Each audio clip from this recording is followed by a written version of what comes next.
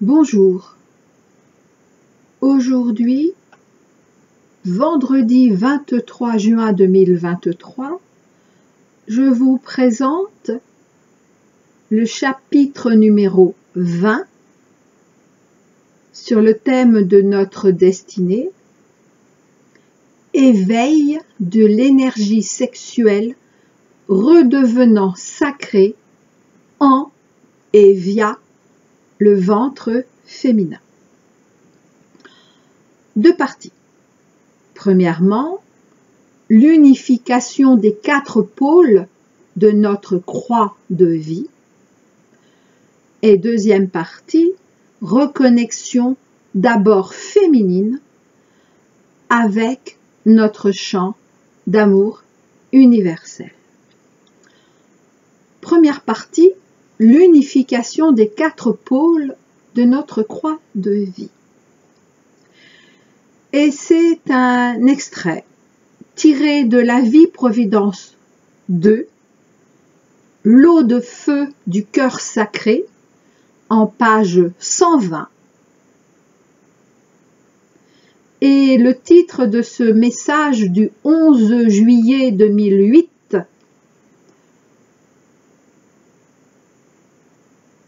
par voie de channeling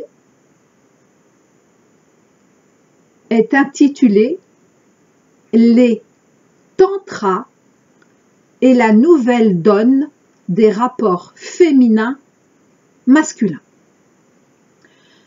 Ce message émane des maîtres de Shambhala, parmi lesquels des moines et des nonnes bouddhistes. En fait, c'est un très long message qui fait 9 pages.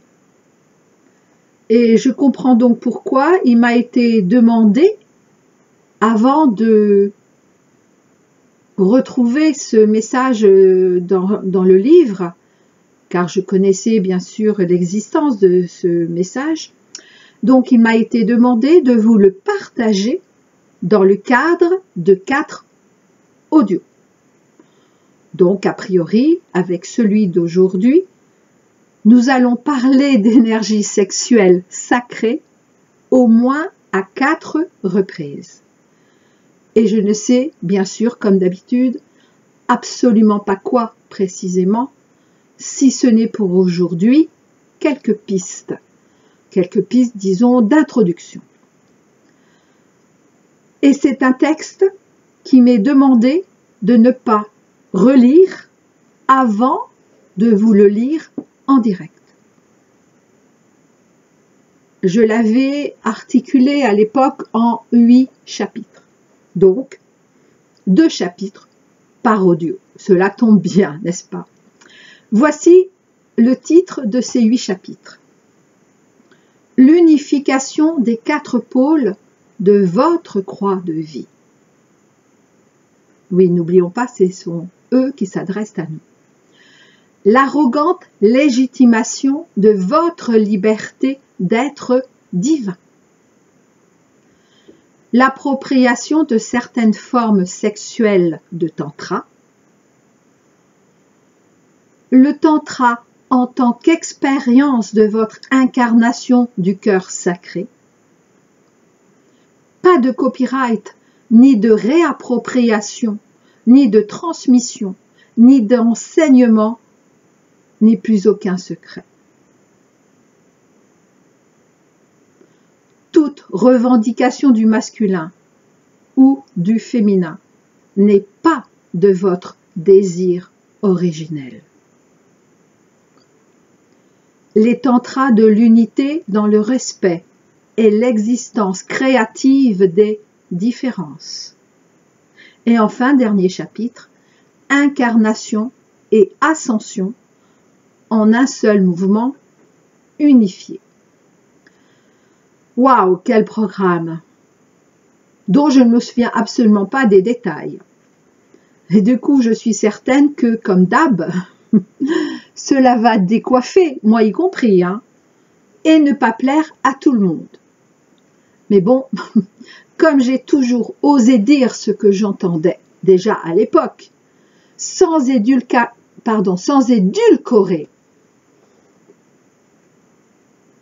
ni amoindrir quoi que ce soit. Ce n'est donc pas maintenant que je vais commencer à faire du commercial.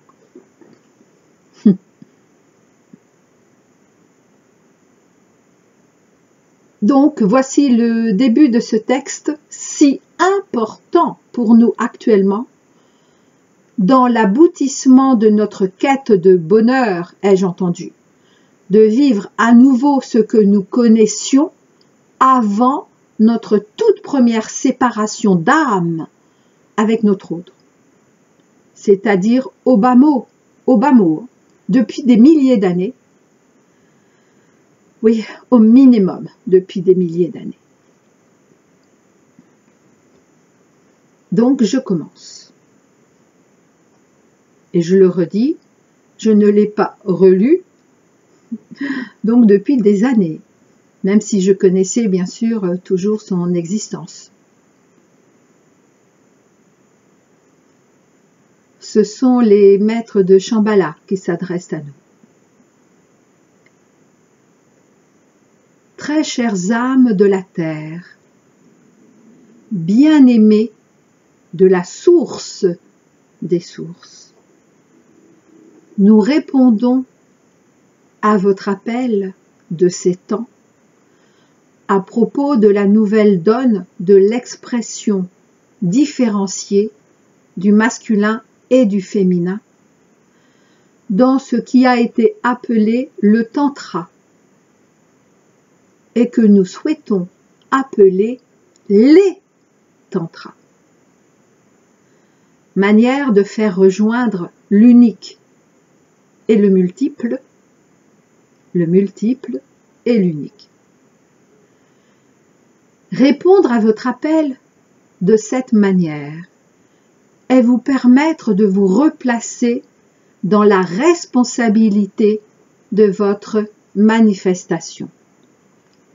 Non pas une nouvelle morale spirituelle revue et corrigée à la lumière d'une des consciences de la nouvelle terre, mais bien de vous replacer à nouveau au centre de cet infini que vous êtes déjà, et ainsi d'en prendre toute la responsabilité dans ses conséquences pour que vous puissiez à nouveau recouvrer votre présence dans son aspect extériorisé et non pas seulement intériorisé.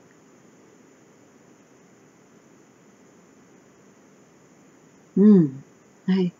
Faire rejoindre l'extérieur et l'intérieur, et non pas uniquement l'extérieur que nous pourrions, là c'est moi qui parle, appeler la matérialité, et non pas non plus être uniquement dans l'intériorité que nous pourrions appeler la spiritualité. Spiritualité et matérialité en un seul mouvement, en une seule conscience.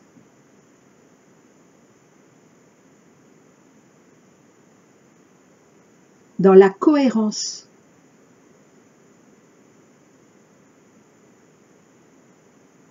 Être, faire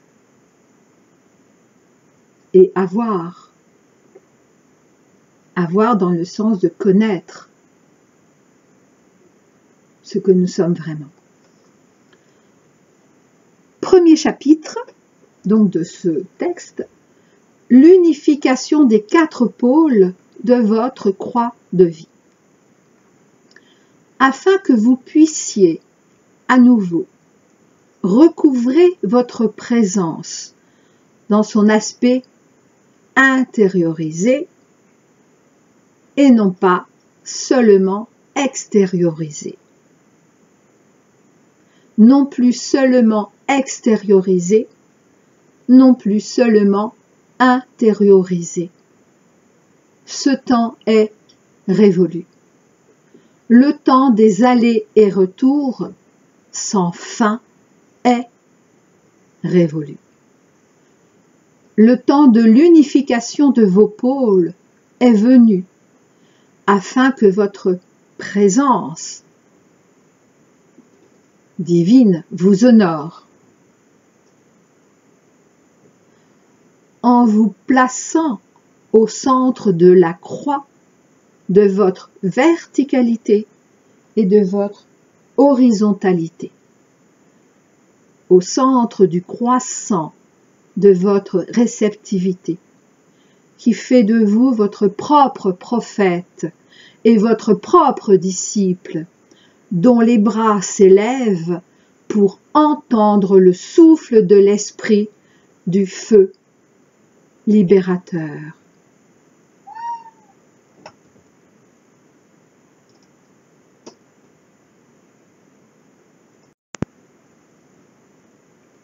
Alors, je reprends, car j'ai fait une petite interruption, interrompue par un de mes chats.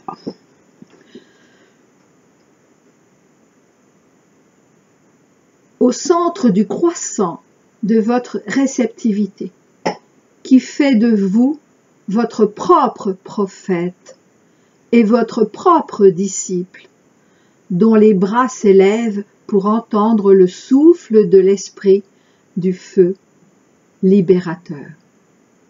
Au centre de votre soleil illuminé par votre présence, dont votre soleil extérieur est un symbole. Vous êtes à la fois votre propre soleil et son rayonnement, intérieur et extérieur, un seul mouvement, ascension et incarnation en un seul mouvement.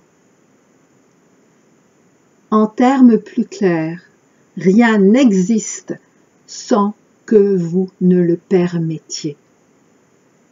Et lorsque vous êtes placé au centre des situations que vous vivez, que vous expérimentez, vous êtes à l'origine de la situation dans laquelle vous êtes et pour laquelle votre présence accepte, par amour inconditionnel pour vous, de vous laisser vous placer à cet endroit et en cet instant précis de la création.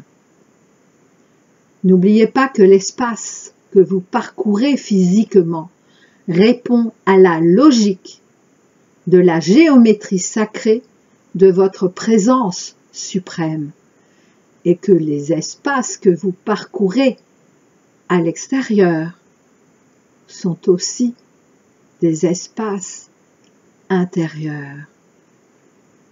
Un seul mouvement, encore une fois. Apprenez à écouter cette résonance et vous verrez par vous-même que les rencontres que vous faites sont déjà inscrites dans les lieux que vous visitez.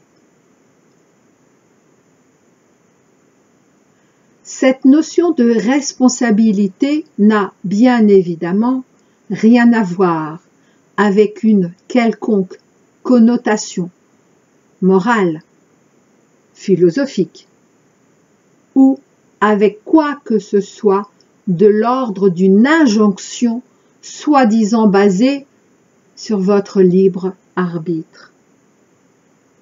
Car votre libre arbitre est loin d'être seulement les notions restrictives dans lesquelles vous vous limitez et qui pourtant, paradoxalement, vous permettent de vous rassurer afin de vous appuyer sur cette première marche de votre liberté première et universelle. Votre libre arbitre n'est pas une injonction. Votre libre arbitre n'est pas une faculté de discrimination, ni un aspect différencié de votre présence. Alors, présence toujours avec majuscule. Mais bien un concept intermédiaire que vous avez créé afin de vous sécuriser dans le ressouvenir de vos origines. Oui, Nous insistons encore une fois sur cette notion, afin que vous puissiez encore pacifier vos rébellions envers ce que vous avez créé par amour pour vous.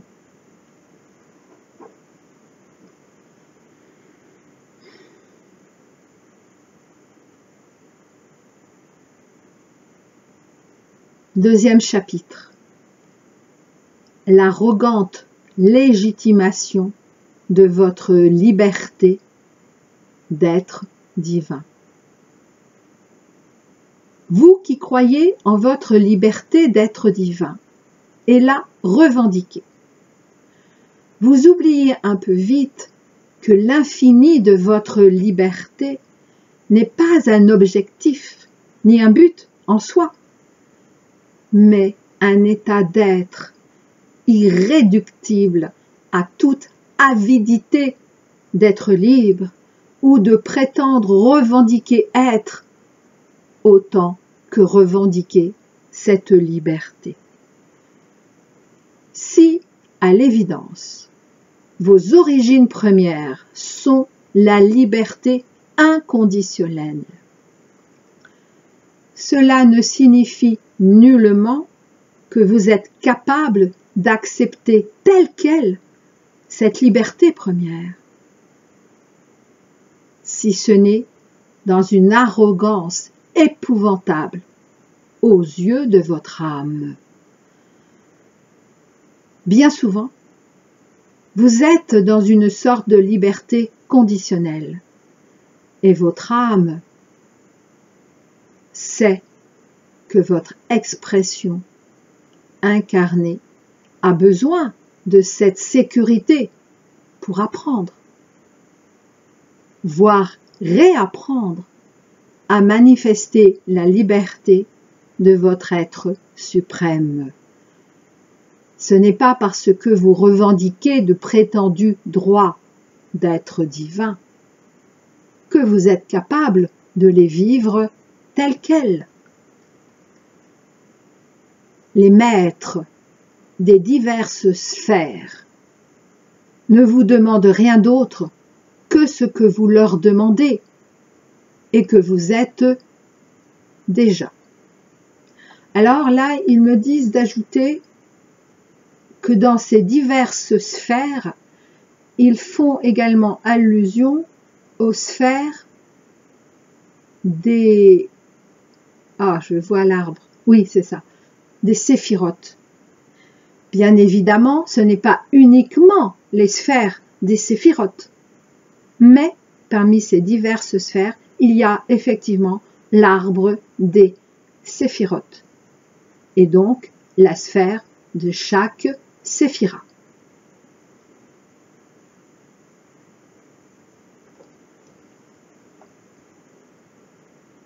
En nous parlant, vous parlez à vous-même et vous comprenez un peu mieux ce que nous désignons par la notion de lumière reflétée.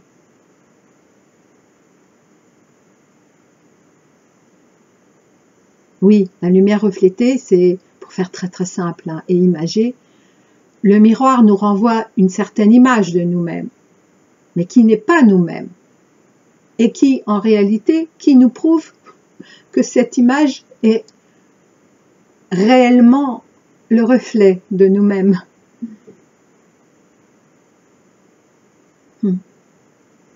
Lumière reflétée. La lumière reflétée n'est pas l'ombre par rapport à la lumière, ombre et lumière. Et disons que la lumière reflétée reflète quand même la lumière, oui, mais bien sûr, en la déformant, en la restreignant, en lui donnant corps, mais via une simple image. Mais la lumière reflétée n'est pas l'ombre. Je reprends.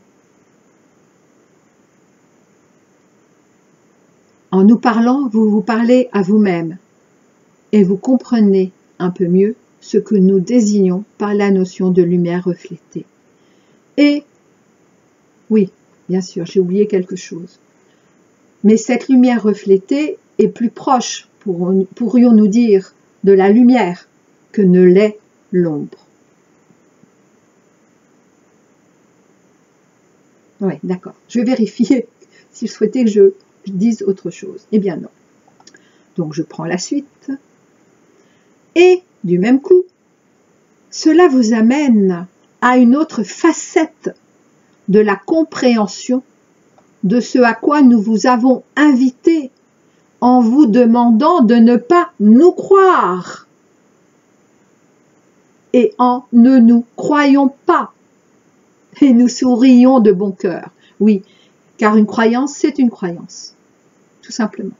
Donc, ne pas les croire en ce sens-là, bien sûr. Car ils sont limités par le miroir, par cette lumière reflétée. Et sans cette lumière reflétée, ils ne pourraient pas s'adresser à nous. Car s'ils s'adressaient à nous directement dans la lumière, n'oublions pas, ce sont des êtres de lumière, en tout cas ainsi que nous les appelons, eh bien, nous serions, comment dire, ça nous brûlerait. Comme le reflet de la lumière brûle déjà tous ceux qui ont choisi de servir l'ombre. Le reflet de la lumière ne nous brûle pas, nous qui sommes dans la voie de l'amour véritable. En revanche, la lumière directement, oui, nous brûlerait notre incarnation physique, terrestre.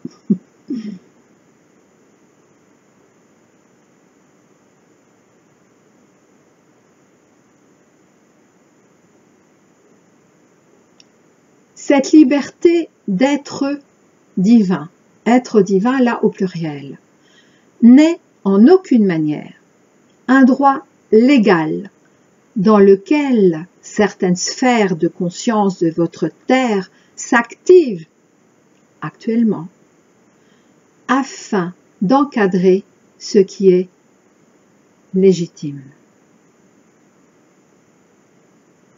À la fois en tant qu'état d'être et en tant qu'expression. Cette liberté d'être divin n'est en aucune manière un droit légal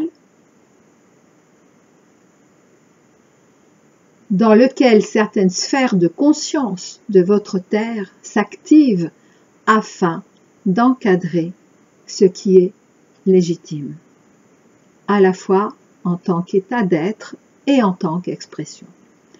Cependant, sachez que vous aurez encore besoin de cette notion de lumière reflétée qu'est la légitimité, tant que vous n'aurez pas accepté totalement de vous laisser activement replacer au centre de votre propre soleil par votre présence. Prétendre le contraire est renier votre position actuelle et vous projeter dans les leurs des attentes et des lendemains qui chantent. Les temps actuels vous offrent une participation consciente à l'expansion du sacré dans votre sphère de vie qu'est la Terre. C'est important ça, en tout cas pour moi. Les temps actuels vous offrent une participation consciente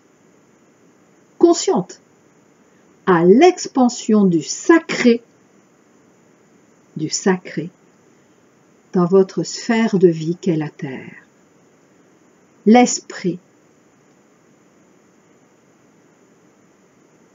avec E majuscule, l'esprit a besoin de volontaires, à l'âme suffisamment aguerrie pour permettre son expression consacrée dans différentes directions. Expansion consacrée également avec le sacré, à partir de votre propre centre, lui-même en expansion perpétuelle et pourtant toujours identique. Et la lecture de ces 2 chapitres est terminée. La suite donc dans le prochain audio, les deux prochains chapitres, donc 3 et 4. L'esprit a besoin de volontaires à l'âme suffisamment aguerrie. Et là, j'ai vu tout de suite l'image, l'essence, l'énergie de notre collectif. Donc le collectif Flamme Jumelle, enfin que j'appelle ainsi. Et donc nous en faisons partie. Et les 144 000 couples du collectif Flamme Jumelle se sont tous portés ensemble, bien sûr. Et chaque couple, et chacune de chaque couple, volontaire. Nous avons répondu à l'appel de l'Esprit Saint, de l'Esprit de Pentecôte, ainsi que nous l'appelons.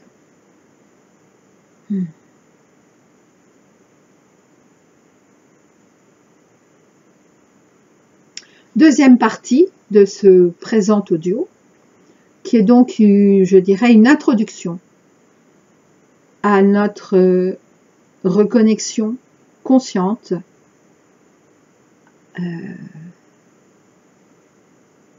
à notre énergie sexuelle dite sacrée. Et cette deuxième partie, je l'ai intitulée « Reconnexion d'abord féminine avec notre champ d'amour universel ». Ainsi que nous sommes de plus en plus à l'accepter. L'énergie sexuelle, appelée aussi le feu humain de la Terre, peut, via le cœur, reconnecter à l'amour véritable, évidemment, peut entrer en reliance avec l'énergie sexuelle sacrée, appelée également le feu divin du ciel. Et d'ailleurs, dans ce texte, à un moment donné, il parle du feu. Ah, je ne sais plus où exactement. Mais ça faisait aussi, bien sûr, allusion au feu énergie sexuelle, au feu énergie de vie en nous.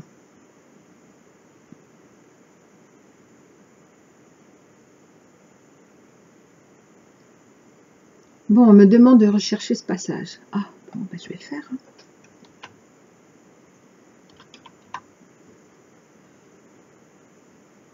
Alors, c'était avant. C'était là, d'accord.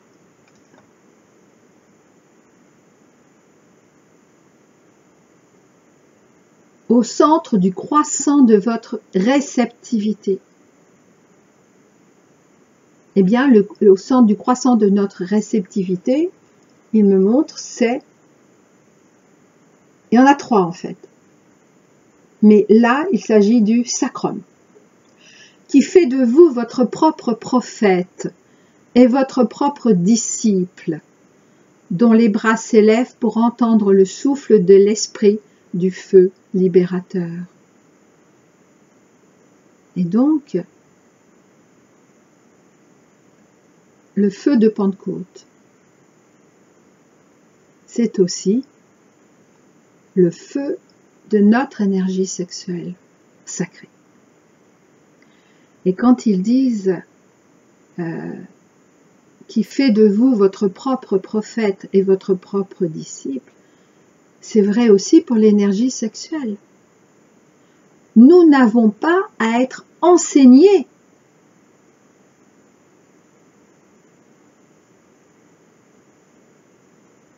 par des humains. En revanche, nous pouvons nous aider à nous reconnecter en toute conscience, c'est important ça, en toute conscience, à notre énergie sexuelle divine, à notre énergie de vie, à notre champ d'amour universel, en écoutant, si nous le souhaitons,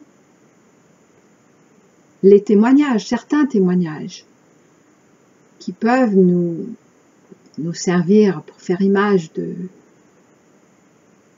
cartes, mais qui n'est pas le terrain. Nous sommes nous-mêmes notre propre carte, notre propre prophète, et notre propre disciple, notre propre terrain.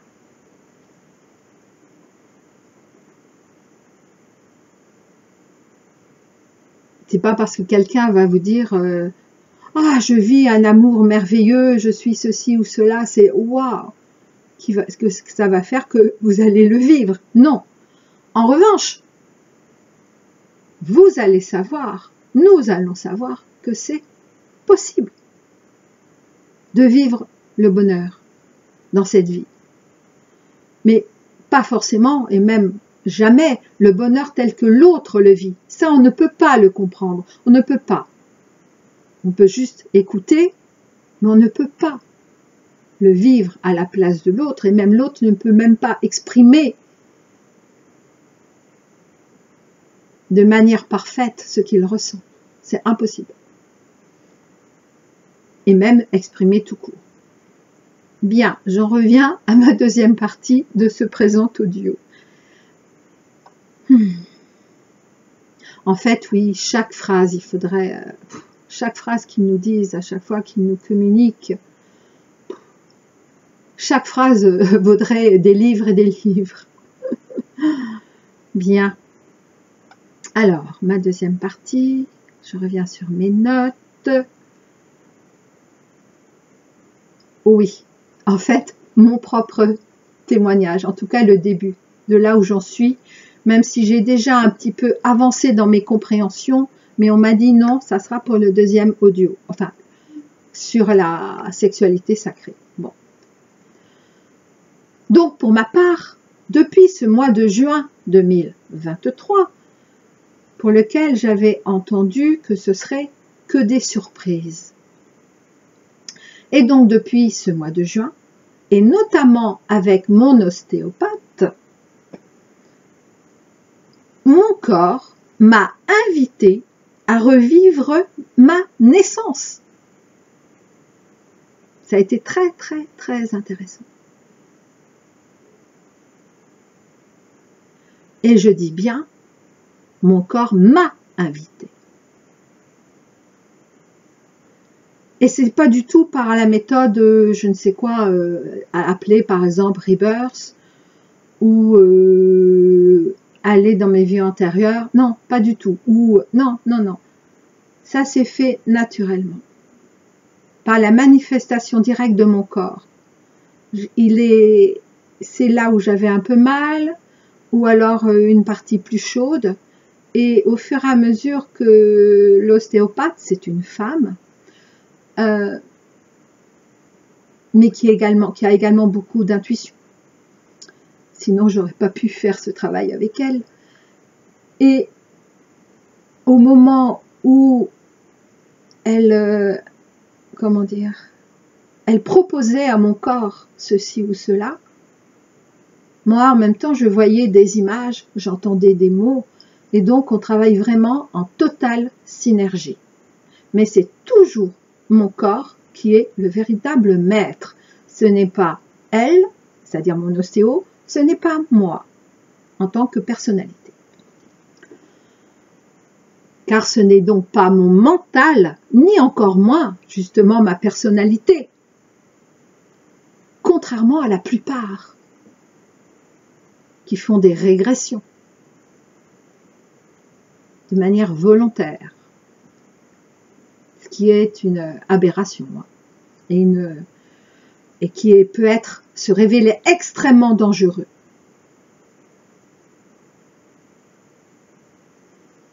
Ou alors simplement volontairement, toujours volontairement. Et donc en réalité artificiellement ce n'est pas naturel. Et donc artificiellement dans le sens de mouvements contraires à la vie. Chercher ceci ou cela à atteindre. Tels que par exemple ces fameux exercices tantriques. Notre énergie sexuelle n'est pas uniquement ce que nous appelons le sexe. Et je le redis, souvenez-vous comment préfèrent l'appeler nos amis. Notre chant d'amour universel. Actuellement, j'en suis à mes 9 ans à 15 ans. Et pour l'instant, mon corps m'a dit de ne pas aller plus loin. Donc, je suis dans mon adolescence. Période où je suis devenue femme avec mes menstrues à l'âge de 11 ans et où j'ai connu ma première histoire d'amour d'ado, j'avais de 12 ans à 14 ans, avec l'éveil inconscient, bien sûr, de mon énergie sexuelle, même si ma première expérience date en réalité de mes 20 ans. Et je suis donc en train de guérir cet éveil d'adolescente qui n'a pas été comme il se devait. Ces derniers temps, j'entendais de plus en plus énergie sexuelle sacrée, en me disant, je ne sais même pas ce que c'est, si ce n'est que je me rappelais ce message sur les tantras. Oui, ça, je m'en souvenais parfaitement. Mais j'étais même pas allée le lire ou aller même regarder ou chercher dans quel livre c'était. Non, ça je l'ai fait uniquement ce matin, ainsi qu'il m'a été demandé. Et donc j'entendais énergie sexuelle sacrée, puis ensuite qu'en réalité, elle est portée uniquement par la femme et que l'homme ne peut la connaître que via sa femme. Et je dis bien sa femme, celle pour lui. Et tant qu'il ne la trouve pas, l'homme, et pas, je ne parle pas uniquement des flammes jumelles, je parle de tous les hommes, inconsciemment, c'est pour ça qu'il la cherche à travers toutes les femmes. C'est pour ça que bien souvent c'était, et depuis des milliers d'années, c'était les hommes qui trompaient davantage leurs femmes. Bon, aujourd'hui, ce n'est plus le cas. Mais c'était ça, parce qu'en réalité, inconsciemment, ils savaient que c'était pas ça. Malgré ce qu'ils pouvaient ressentir malgré tout au niveau 3D, bien sûr, dans le cadre d'une relation sexuelle, bien sûr. Et nous, aujourd'hui, les femmes, nous sommes donc invitées très vivement. Alors, les mots sont pas justes, mais j'en ai pas trouvé d'autres. À purifier, à guérir, à laver notre énergie sexuelle dite sacrée.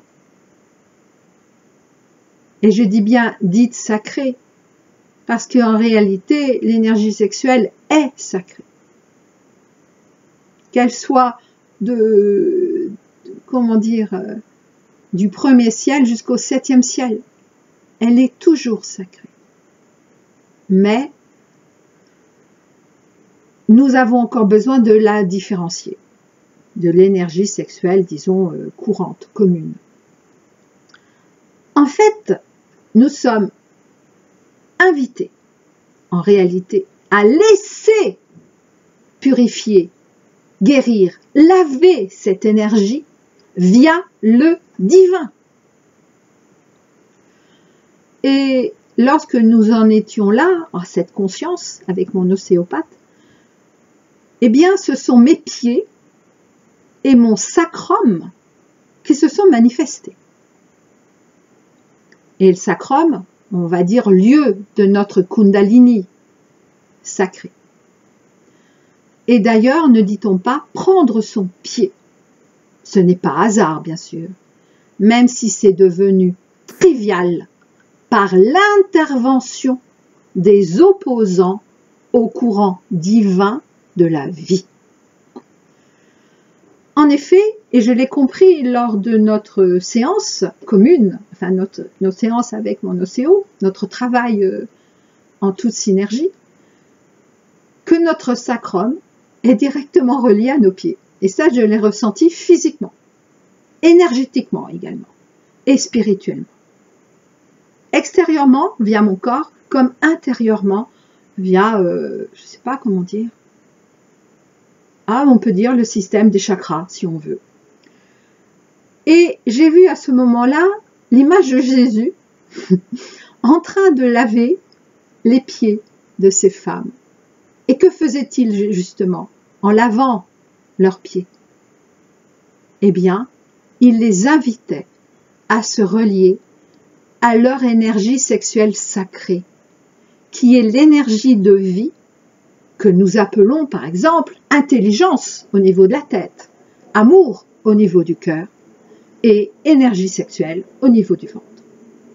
Et nous retrouvons donc l'invitation d'Istrée, flamme jumelle d'Ashtar Sheran, dans le cadre de la 3e partie intitulée « Acceptation par les femmes de la totalité de leur féminité ». Oui, moi je suis en plein ce travail, moi, en conscience. Donc de l'audio du 31 mai 2023, de plus en plus habité de notre couple véritable, de plus en plus en paix. Comment accéder à cette énergie divine sans passer par l'énergie humaine? Nous n'avons rien à faire, si ce n'est accepter pleinement cette énergie humaine. En revanche, nous aurons d'autres précisions dans les prochains audios sur ce sujet.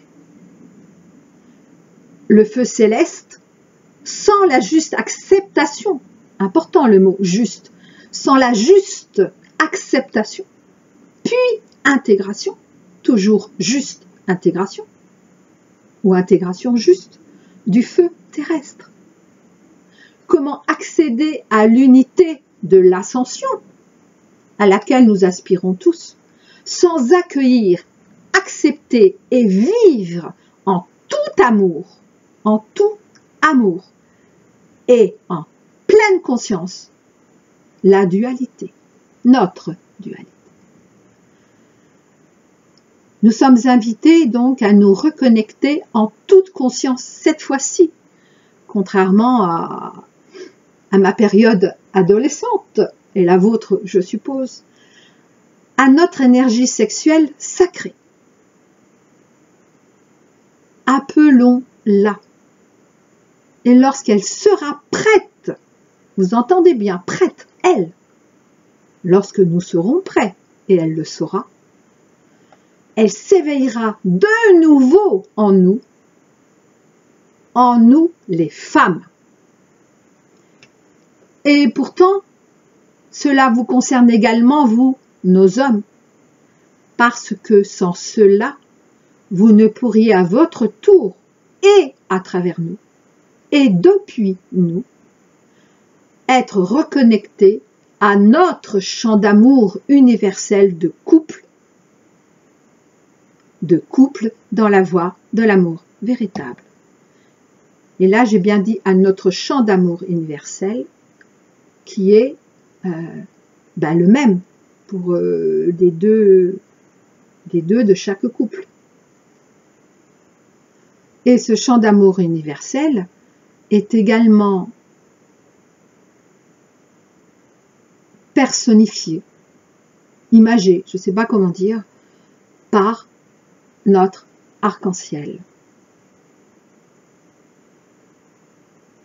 Et justement, quel meilleur moment propice actuellement que celui de ce mois de juin 2023 et à partir de ce mois de juin, car je pense que nous n'aurons pas terminé, à savoir période de nos premières véritables vacances, c'est-à-dire celles des vacances de notre âme, les premières véritables vacances de notre âme. Et pour cela, CF, mon dernier audio du 9 juin. Juin 2023 exalte et confirme notre lien flamme jumelle manifesté par notre arc-en-ciel. Je vous dis à très bientôt.